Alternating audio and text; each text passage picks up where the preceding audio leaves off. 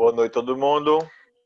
Boa Estamos aqui noite. para outra aula mágica sobre nossa matéria. E hoje a gente vai ver... Ficou sem som? Vai continuar. Estão ouvindo? Alô, alô? Agora tô. A gente vai continuar falando sobre os contratos empresariais, contratos mercantis. E eu queria abordar hoje o contrato de leasing e o contrato de CDC. CDC aqui é crédito direto ao consumidor. Agora, só um detalhe. Esse contrato de CDC, ele não é tanto visto como um contrato mercantil, um contrato comercial. Mas, na prática, ele meio que substituiu o contrato de leasing. Substituiu em termos de utilidade. Não em termos jurídicos, não. Continuam os dois contratos existindo. Mas é aquela história. Nas circunstâncias em que o contrato de leasing era usado, aí o contrato de CDC, hoje em dia, já faz bastante tempo, hoje em dia ele já tomou a frente. Entendeu? E aí vamos a isso. Vamos começar falando sobre o contrato de leasing. Contrato de leasing ou de arrendamento mercantil.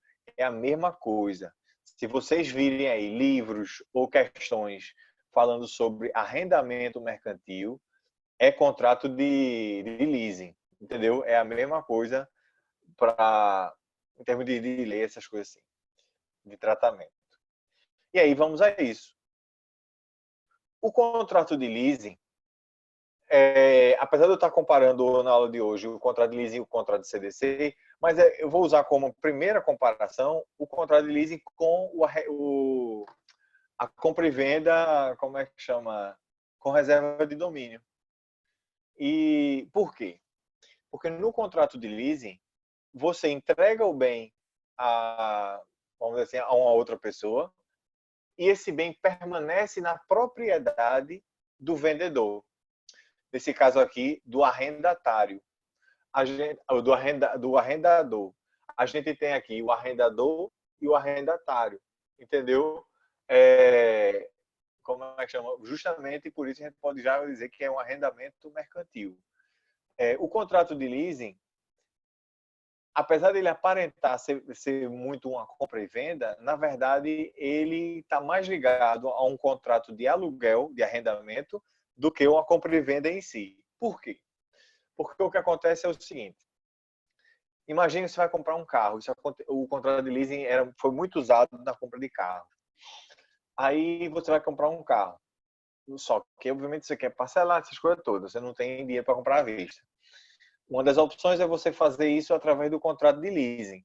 Que aí, vamos supor que a concessionária, ou até mesmo o banco, ele comprava o carro para ele, vamos dizer assim, o banco comprava o carro para ele, mas alugava para, no caso aqui, a pessoa interessada. Deixa eu pegar aqui um exemplo. Vamos a Cris. Cris, ela quer comprar um carro. Então, ela vai querer parcelar o carro. Então, o banco compra o carro, fica com o carro no nome dele, mas passa a posse do carro, a posse direta, para a Cris. E Cris aí fica pagando uma quantia mensal, essa é a regra, para o banco. Essa quantia mensal não são parcelas de pagamento. É esse um dos pontos X aqui. Então, no leasing ou arrendamento mercantil, as parcelas mensais pagas pelo arrendatário não são parcelas de pagamento. Elas são parcelas de aluguel, de arrendamento. Então, o CRIS vai ficar pagando um aluguel durante um período também estabelecido no contrato. Após esse período, né, vamos supor que ela financiou o carro em 2 anos, 24 meses. E essa é uma quantia também mínima para o contrato de leasing. Então, ela financiou o carro em 24 meses. Chega no 24º mês, ou seja, né, quando estiver acabando o contrato, quando acabar o contrato, ela vai ter 3 opções. Primeiro, se ela quiser ficar com o bem, né, definitivamente, ou seja, quiser obter a propriedade daquele bem, nesse caso aqui o carro, Então, ela paga um valor residual. Esse valor residual é justamente, vamos dizer, um preço que ficou acertado para ser pago no final do contrato. E como é que chama? Não é rigorosamente o valor restante do carro, entendeu? Para dizer, ah, não, então ela pagou as parcelas, aí ela paga o restante. Não, não rigorosamente. Esse valor residual pode ser até um pouco a mais, mas já está estabelecido e tudo mais. Beleza. Então, ela vai e paga esse valor residual e aí ela obtém a propriedade do carro, faz a transferência, aquela coisa toda. Beleza, essa é uma opção. Outra opção, ela não quer comprar o carro, mas ela quer continuar com a posse dele. Então, ela pode, nesse caso aqui, renovar o aluguel, ou seja, renovar o contrato de leasing por mais outro período aí. E aí ela vai continuar pagando as prestações mensais, mas ela não vai ser proprietária do carro, né? No final das contas. Ela vai continuar, como eu falei, renovando esse aluguel. Essa é a segunda opção. E a terceira opção, ela simplesmente extingue o contrato, né? Ela não quer nem o carro e não quer nem renovar o aluguel. Então, pronto. Ela devolve o carro e cada um segue o seu caminho. Isso se dá sempre ao final do contrato de leasing. E tem essas características. Só que uma das grandes características que eu quero chamar a atenção é a propriedade permanecer no nome da pessoa que está arrendando o carro, que está, vamos dizer assim, passando o carro, seja concessionária, seja banco, enfim. Então, o carro permanece como propriedade, vocês sabem a diferença entre posse e propriedade, permanece na propriedade daquele que está passando o carro, que está arrendando o carro. Beleza, isso é o contrato de lease, rapidamente falando. Entrando agora no contrato de CDC, porque agora CDC é crédito direto ao consumidor. Vão existir agora umas diferenças entre esses dois contratos. Então, de novo, deixa eu falar primeiro de forma geral, depois eu chego no exemplo aí para que vocês já entendam tudinho. Mas vamos usar a Cris de novo, ela quer comprar o carro. Aí ela vai na concessionária e quer parcelar o carro, né, para, no final das contas, ter o carro todinho para ela. Beleza. Aí a concessionária pega e faz um contrato de CDC com ela. Através desse contrato de CDC, a concessionária já passa para o nome de Cris o carro. Ou seja, o carro agora já é de propriedade de Cris. Só que Cris, obviamente, fica obrigada a pagar parcelas mensais aí para, como é que chama, para a concessionária ou para o banco, né? Depende aí de quem é que está fazendo a transação com ela. Essas parcelas mensais também é meio que claro, vem com juros, né? No leasing também vem com juros, mas aqui vão botar o CDC e vem com juros e tal. No final do contrato, aí Cris já tem o carro em seu nome e é somente extinguir o contrato para que, como é que chama, o carro fique plenamente dela. Plenamente no sentido de que ela não tem mais obrigação para cumprir com nenhuma outra parte. Beleza. Aí você diz, oxe, César, é a mesma coisa. Eu digo, mas tem um detalhezinho que mostram uma diferença, que aí pode tornar mais vantagem ou não para você aderir a um tipo de contrato ou outro. Por exemplo, vamos agora fazer a comparação. No contrato de leasing, eu já disse que vocês já têm um período lá previsto no contrato de pagamento, de parcelas. Então, durante esse período, você vai pagar, sim, as parcelas e tudo mais. Essas parcelas vêm com juros também, já está incluído lá no contrato e tudo já está estabelecido, não é surpresa para ninguém. Aí vamos pular agora para o contrato de CDC. No contrato de CDC, você também tem umas parcelas que também vêm com juros. Só que no contrato de CDC existe um risco maior. Risco maior por parte aí do vendedor. Porque o vendedor já vai passar o carro, eu estou usando o carro como exemplo, pode ser um bem, entendeu? Não é específico para automóvel, não. Mas já vai passar o carro para o nome do comprador, nesse caso aqui de Cris.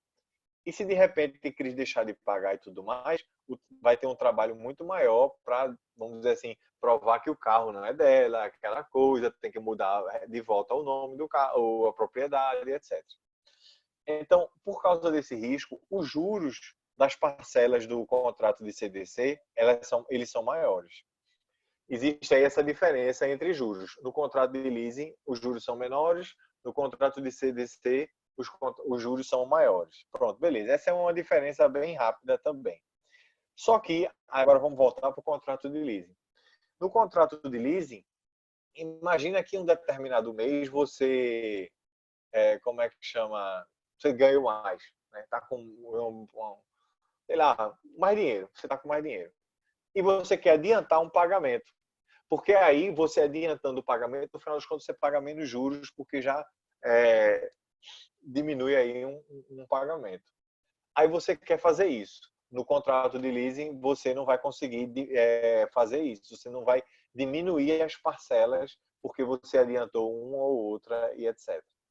Então, aí já vai um contra, né? Um fator contra o contrato de leasing. Já partindo agora para o contrato de CDC, se você quiser adiantar parcelas para diminuir os juros, você pode fazer isso sim. Então, você já pode adiantar a parcela, se eventualmente você ganhou mais num determinado mês, para diminuir aí os juros também. O que mais? Que eu estou pensando aqui nas ações que podem ser interpostas, mas essas aqui eu quero deixar para o final. Tem um outro detalhe.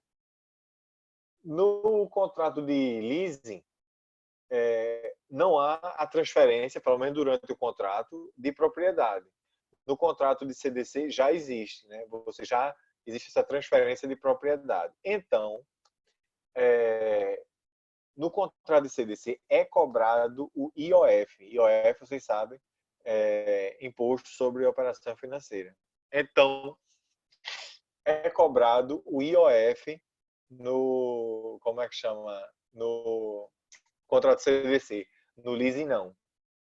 Aí você pode ver que isso é bom. Então, o leasing é muito melhor. Eu digo, olha, lembra que no começo do CDC você já tem o carro, usando um carro como exemplo, você já tem o carro passado para o seu nome, aí já está o custo também dessa transmissão de propriedade, né? Que vocês sabem que para passar o carro, fazer qualquer coisa em cartório, no Detran, não sei o que, você tem que pagar lá a taxa e etc. No contrato de leasing, essa taxa não é paga, porque você não houve a transmissão de propriedade. Mas no final, se você quiser, como é que chama, arcar não, você quiser ficar com o bem, aí você paga o valor residual e também depois vai ter que pagar essa transmissão de propriedade. Ou seja, se de um lado tem o IOF, no outro, no final tem a transmissão de propriedade. Isso tudo a pessoa tem que analisar para saber qual é o mais vantajoso. Estou apresentando aqui as circunstâncias, mas no final das contas vocês analisam aí qual é a melhor situação no caso concreto que vocês porventura forem viver. No entanto, o contrato de CDC, ele sem dúvida nenhuma, ele é muito mais utilizado que o leasing hoje em dia. Eu digo hoje em dia, mas já faz algum tempo. Só que aí é que tá. Existem situações nas quais o contrato de leasing é melhor, é mais atrativo. Aí você faz o ajuste lá e faz a negociação. Então, como é que chama? No contrato de CDC, você já sai amortizando o valor do carro, né? Porque você já tem o valor do carro estabelecido e você amortiza o valor do carro na medida do pagamento de cada prestação. No contrato de leasing, não. Pode-se até chegar a essa conclusão de que há, sim, a amortização, como é que chama, do valor, mas rigorosamente não é uma amortização pura e simples, porque é aquela história, você está pagando um aluguel, não é o preço do carro e tal. O que mais? Deixa eu pensar. Estou pensando se tem mais alguma diferença antes de eu falar das ações. Mas deixa eu adiantar logo, depois eu falo se caso venha à minha cabeça. Aí, Deixa, por que eu tô... Diga. deixa eu perguntar. É porque talvez fica oscilando aqui a internet. Eu não sei Ah, se tu falasse nisso. No caso, no contrato de leasing, é, a pessoa não tem a propriedade, só tem a posse da coisa, certo? exatamente. E tu falasse, a título de exemplo, a compra de carro, de um automóvel. É, E aí, é que tá. Eu não sei se é o que ainda existe hoje em relação a carro, quando a pessoa não compra ou não paga uma prestação e o banco acaba tomando o carro para ele. exato. A questão que eu penso, que eu sempre me pergunto é, e todos os valores que a pessoa acabou pagando, próximo até de completar o valor do bem, como é que fica? Ainda assim é de propriedade do Nota banco? 0 para vocês. Vocês sabem Eu, já- responder essa eu já pergunta. vi. Eu sei, peraí, então deixa eu pensar, né? Mas eu sempre pensei nisso, na verdade. Então, vocês já sabem Ele vai essa ter a restituição do bem, ou a também. restituição do dinheiro. Vamos lá por dois. Deixa eu abordar essa pergunta, mas essa pergunta eu vou abordar assim. É melhor eu falar do que eu deixar vocês dizerem a resposta. Porque é justamente aí onde Hum. está uma diferença entre leasing e CDC. É justamente nessa ação que vai buscar o bem. E quando é que vai haver essa busca do bem? Quando há inadimplemento. Então, essa sim é uma diferença entre esses dois contratos. Vou pegar o gancho aqui, e já que a Juana falou sobre o contrato de leasing, então pensem exatamente no que ela disse. No contrato de leasing, você tem a posse direta, mas a posse indireta e a propriedade é do banco, entendeu? Então imagina o cabo aqui tá, Cris nesse caso, né? Ela não paga o valor lá das prestações. Então o banco vai querer o carro de volta. Qual é a ação que ele pode entrar para reaver o carro de volta nessa situação? Reintegração de posse. Que aí o banco consegue uma liminar, aquela história que vocês aprenderam, foi comigo, o direitos reais. Enfim. Ana, Fabiana. Então vocês sabem que Eita, na mulher, ação, eita, não vai. precisava dizer, mas tudo bem. Foi Vocês Vanilza. sabem, Ela aprendeu tanto a matéria que sabe até a professora. pronto, mas enfim, na ação, em qualquer ação possessória, caso ela seja interposta a menos de ano e dia, É que eu tô é, pagando de novo. enfim, a menos de ano e dia, aí o juiz concede liminar inaudita a outra parte e aí você pode reaver o bem. Então, no caso de leasing, você pode pegar o bem através de ação possessória. No caso de, como é que chama, CDC, aí você teria que entrar com a ação mais ação de descumprimento contratual, né? Mas podia pedir também busca e apreensão como cautelar, entendeu? Então é muito comum a ação de busca e apreensão nos processos de CDC e tudo mais. Mas agora vamos lá para outro ponto que o Ana está aí curiosa. É com relação ao pagamento. Isso vai ter que estar no contrato. Se vocês forem fazer um contrato, como é que chama? Vejam que tipo de medida vai ser tomada justamente nas parcelas já pagas. No contrato de leasing é até um pouco mais complicado isso, porque você não está pagando o preço do bem, você está pagando aluguel.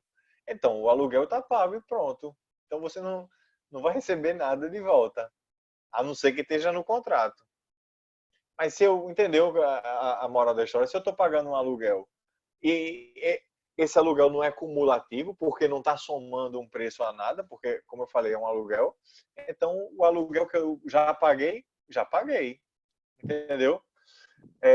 No contrato de CDC, de novo, vejam sempre o contrato em si. Mas você tem direito, sim, né, se for relativo àquele bem, de ser reembolsado. Reembolsado? Essa palavra existe? Enfim, vocês pegaram. Reembolsado. Agora, de novo, veja um contrato que vai incidir multa com certeza, e de repente pode haver até como uma multa, a devolução não do preço todo, mas de parte do valor. Só que, aí é por isso que eu digo que vocês têm a resposta para a pergunta que o Ana fez. Se o valor, né, você já pagou uma grande quantidade de parcelas, estão faltando poucas parcelas, e aí agora você, imagina, eu paguei de 20 parcelas, eu paguei 18, né? Mas aí não paguei essa 18ª, eu paguei 17 no caso, e não paguei essa 18ª, e aí vão pegar o carro de mim, e aí me lasquei, entendeu? Aí, poxa, as 17 parcelas que eu paguei, e aí? E é isso aí que vocês já deviam saber, vocês viram em contratos isso. Digo eu. Que é a tese do adimplemento substancial. Você lembra? Não, mas agora fica... não. Mas em relação aos 2 contratos, agora ficou muito mais claro. Mas a tese do adimplemento substancial envolve justamente também com imóvel. Isso acontece muito. Você paga aí é que a lei não determina a quantidade de parcelas. Isso aí vai ter que ser visto em cada caso concreto. Mas se você já pagou, né, uma maioria das parcelas ou uma grande parte das parcelas, não sei o quê, aí você pode alegar isso e permanecer com o bem. Isso aí vai depender do juiz, né? Vai permanecer com o bem, e aí vamos ver também o que é que o juiz fala para ver o pagamento das parcelas posteriores. Entendeu? Mas a moral da história aqui é que, através dessa alegação da tese do adimplemento substancial, você não precisa devolver o bem. Mas aí o juiz também vai determinar o pagamento, é óbvio, né? Porque ele não pode beneficiar uma parte e lascar a outra. Captaram? Mas é isso. Isso aí como é que chama? Tem umas diferençazinhas entre CDC e leasing. Deixa eu ver aqui se está faltando alguma coisa.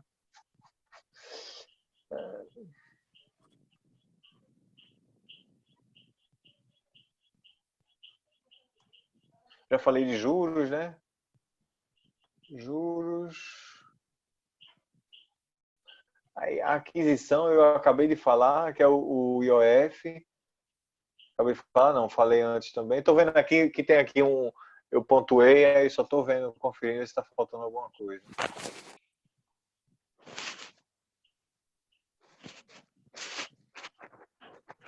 Eu já falei tudo.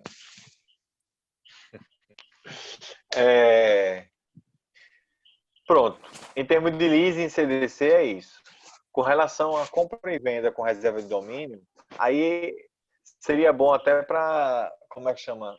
Contrastar compra e venda com reserva de domínio e leasing, porque nos dois casos a propriedade do bem fica em nome de, como é que chama? Do vendedor nesse caso. Que eu não gosto de dizer vendedor porque leasing não é compra e venda. Isso vocês têm que ter em mente. Eu já falei em aulas passadas, mas agora que está gravando eu vou repetir.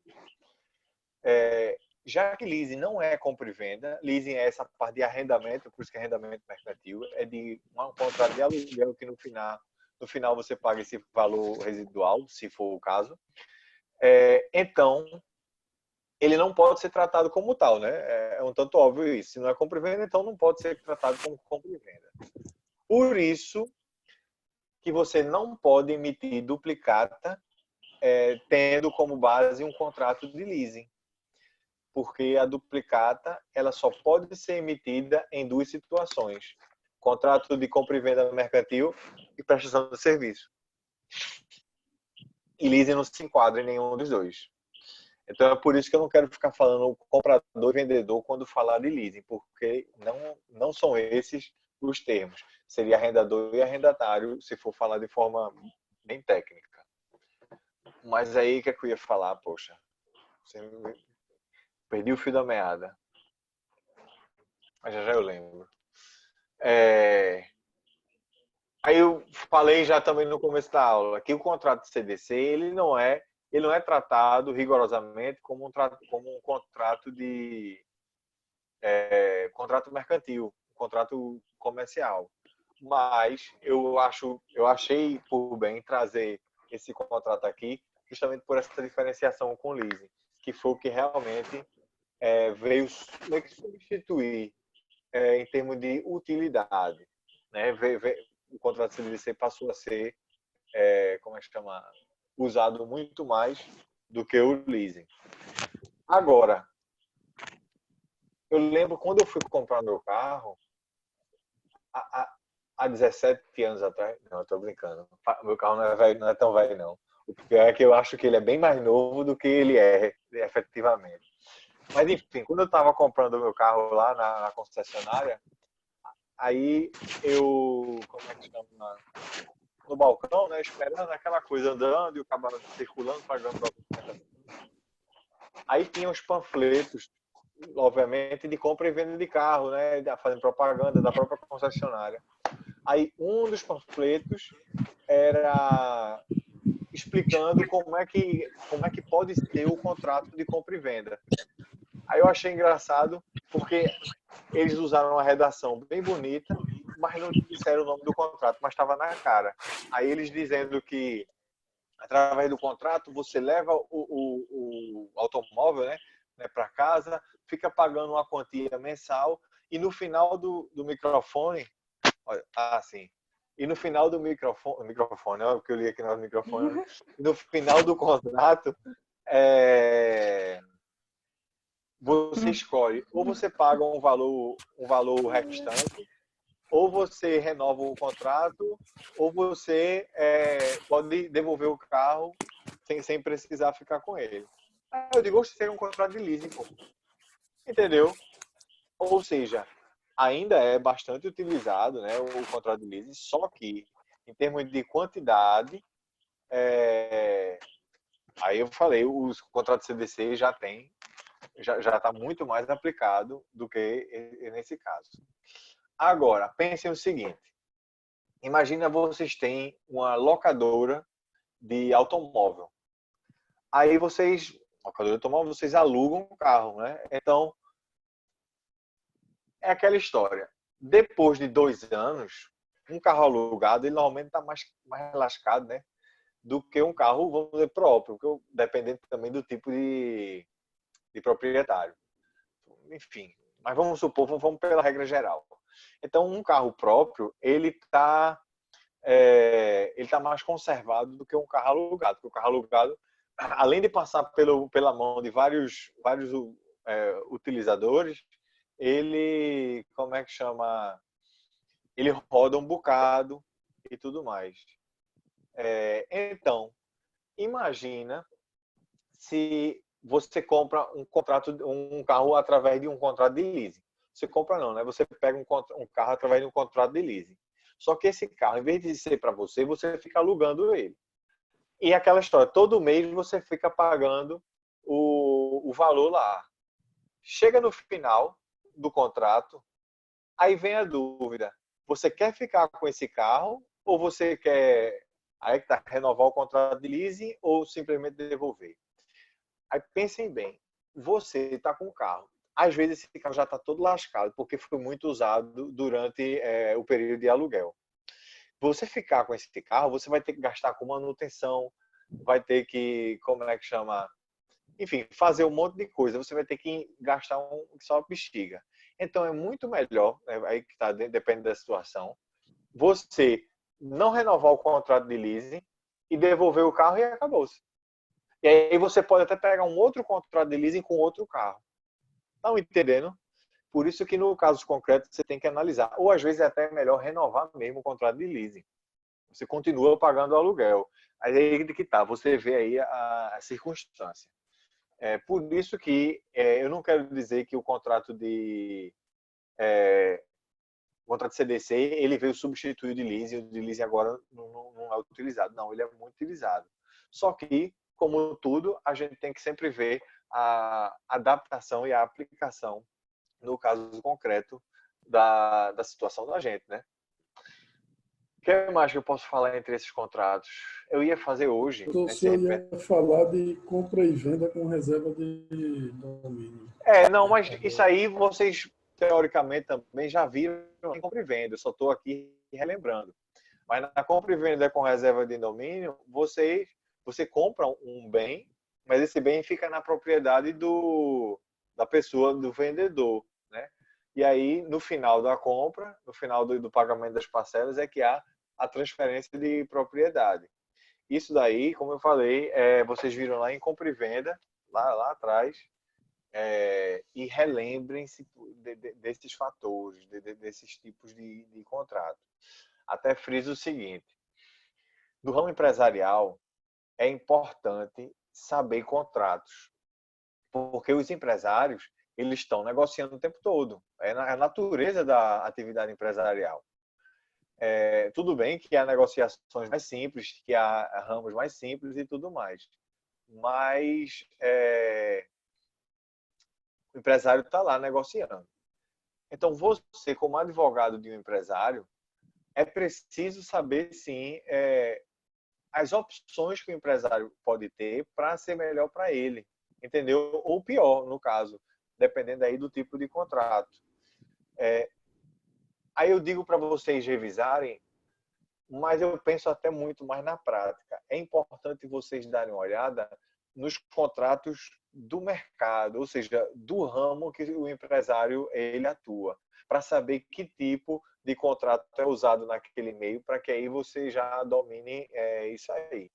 É impossível, em qualquer curso que seja, ver todos os tipos de contratos. Isso é impossível. Não é nem uma cogitação. Então, na medida que vocês vão se especializando, vocês deem uma olhada na parte contratual, porque o contrato é tudo. Se você vai ver direito privado e direito público também, mas é tudo. Você vai no supermercado, compra e venda. Compra e venda, obviamente, tem um destaque muito grande, porque ela move muita parte da sociedade. Mas, por exemplo, aqui eu falei aula passada aquele contrato de representação. Aí é importante saber por que o contrato de representação não se enquadra na parte de contrato de emprego, né? Por quê? Mas o cara vai lá trabalhar. Eu digo, não, ele vai lá, ele é autônomo, ele vai lá visar o lucro também, ele não vai, né? Aí por conta disso vai ter carteira assinada, aquela coisa toda. Isso daí tudo para que você possa orientar também o seu, como é que chama? O seu cliente, que seria o empresário, ou você mesmo, se você for empresário, né, para você saber as suas opções. Mas o que eu queria falar no começo, falando desse trabalho de contratos, já que essa disciplina, a gente começou o semestre falando sobre recuperação judicial e falência,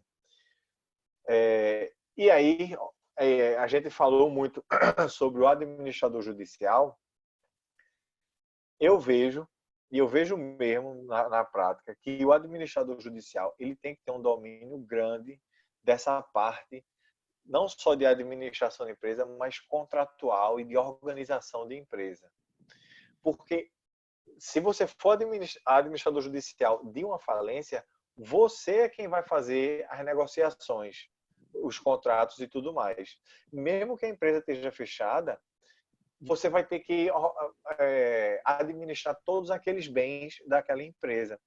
E para isso você precisa saber negociar contratos e tudo mais, para até impor um princípio que é da falência, que é aquela maximização dos ativos, né? Que para você poder vender o bem ou adquirir o bem da melhor forma possível. Nesse caso aqui, falando de uma forma bem simplória, do preço mais caro possível, né, para você vender.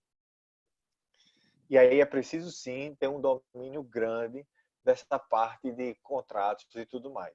Com isso eu não estou querendo assombrar vocês não, porque isso vocês vão ver na prática também, né? Na medida que vocês forem sair por aí advogando, vocês vão ver que vão ter elementos de contratos e tudo mais que vocês não viram antes. Aí, putz, eu não vi isso aqui na faculdade. É porque é impossível de se ver tudo isso na faculdade.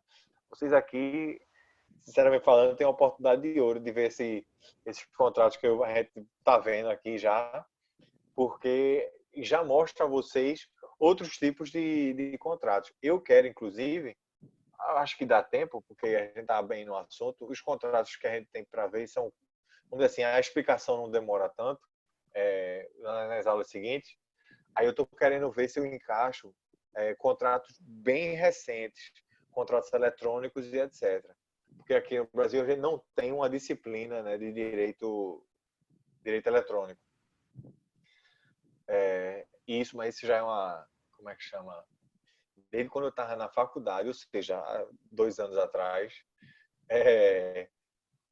já era um debate se era para existir a cadeira de direito virtual, né? Direito de informática e etc. Eu falo de direito eletrônico, mas direito de informática. Aqui no Brasil não existe essa disciplina separada, mas todo mundo sabe que a informática está em todos os ramos do direito, né? Se você quiser ver por esse lado, então a gente tem sim a informática em todos os ramos do direito, todos. Não existe um ramo do direito sem a informática, né, influenciar muito de forma pesada. Enfim, mas aí já estou divagando. Mas com relação a contratos, existem sim aí formas de, como é que chama? Formas contratuais que surgiram com a informática. Pronto. Esse aqui é um ponto interessante. Ou seja, contratos novos que surgiram pela utilização da informática e tudo mais.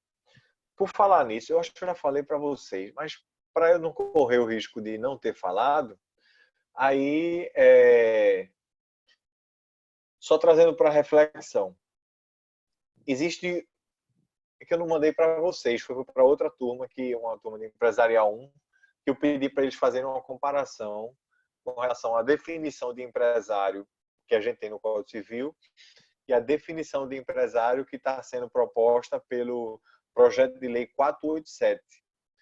Esse projeto de lei é um projeto de lei que de um código comercial, ou seja, isso eu já falei para vocês, que querem separar de novo, né? Botar um código comercial aqui no Brasil e ter o Código Civil do outro lado, enfim. Aí esse projeto de lei que já está em tramitação. Aí analisando esse projeto de lei, que eu ainda quero analisar até mais a fundo, mas existem já alguns pontos bem assim, bem visíveis que já dá para a gente ver. Falando essa parte de informática, e relembrando a vocês daquela parte de títulos de crédito, eu sei que vocês já sabem tudo, mas a gente viu, quando estudou títulos de crédito, 3 princípios que se aplicam lá. É a cartularidade, literalidade e a autonomia. Cartularidade é aquela história da cártula, que tem que estar presente em uma cártula, né? As obrigações, etc. Literalidade é que tem que estar tudo escrito lá. E a autonomia é que cada obrigação ela é autônoma. Ela não se vincula a outra. Ou seja, se uma obrigação tem vício, mas o título passou de um para o outro, esse vício não é transportado, porque cada relação é autônoma. Enfim. Nesse projeto de lei que eu acabei de dizer, a cartularidade deixa de ser um princípio para o título de crédito. Aí vocês perguntam, gente, por quê? Eu digo, tá na cara. Alguém se habilita em responder por que optaram por tirar a cartularidade de ser um princípio dos títulos de crédito? Vai passar a ser tudo virtual, né? Exatamente, é por causa do título eletrônico. Ou seja, vai ser finalmente, pelo menos essa é a ideia, né? Vai ser finalmente implementado o título eletrônico de forma regulamentada aqui no Brasil. Porque já existe possibilidades do título de ser eletrônico e tudo mais, mas até mesmo pelo princípio da cartularidade, existe ainda uma série de barreiras para serem cruzadas para que haja isso aí. No entanto, esse projeto de lei ele já prevê essas mudanças também. Essa mudança também. Isso é para dizer que a informática ainda tem uma série de influências que como é que eu posso falar? Que ecoam aí nos ramos do direito. O que mais?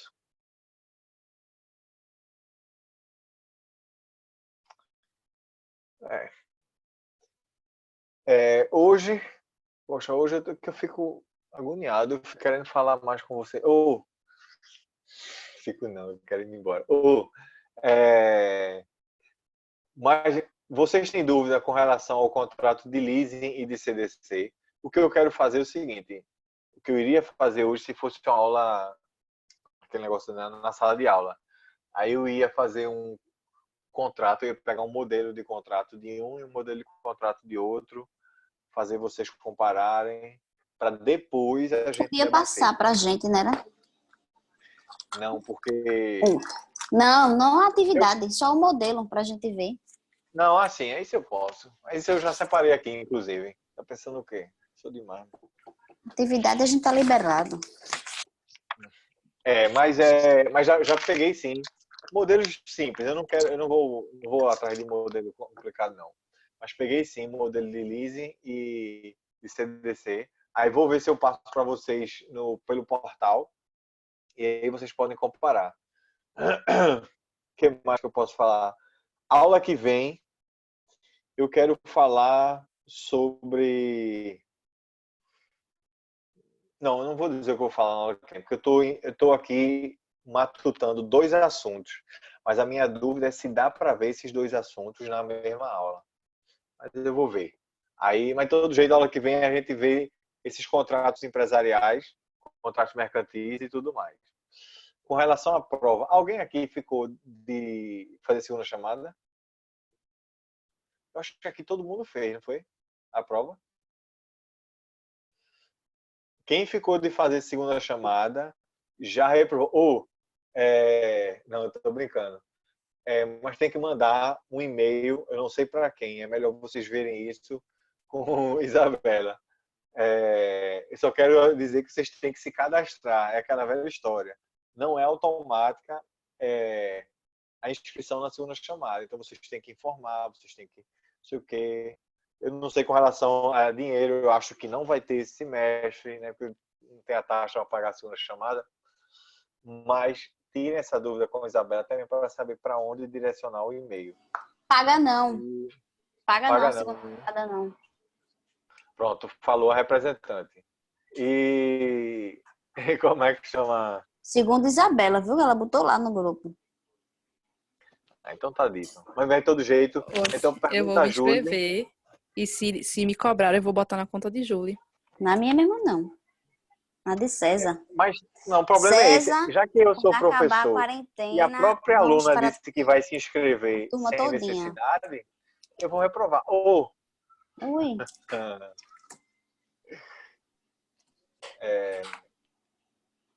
Então pronto. Deixa eu ver aqui. César vai pagar Diga aí. um rodízio lá no Saio Bravo. Vai todo mundo para tapiocaria quando acabar a quarentena. O pior é que eu não vou falar porque tá gravando. Ele vai gostar. Turma do que vai pagar lá o rodízio. O rodízio sai brasa. Ai, deixa ele por último. Já aproveitaram de mim já uma vez. Chorei foi muito. Que foi? Ó, não, Foi naquela numa vez confraternização que teve, que a gente foi para lá. Foi, o Severino tava lá. No final das contas, eu não me liguei não. Eu Levou paguei um a golpe. quantia Ele levou um golpe. Nem soube.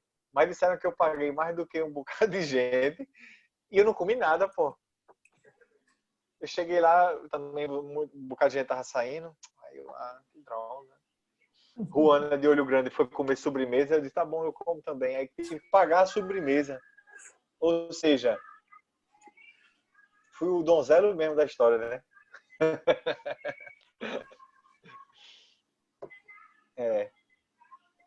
Mas vamos lá, vamos parar essa gravação pra gente conversar, porque assim fica ruim, né? Imagina alguém...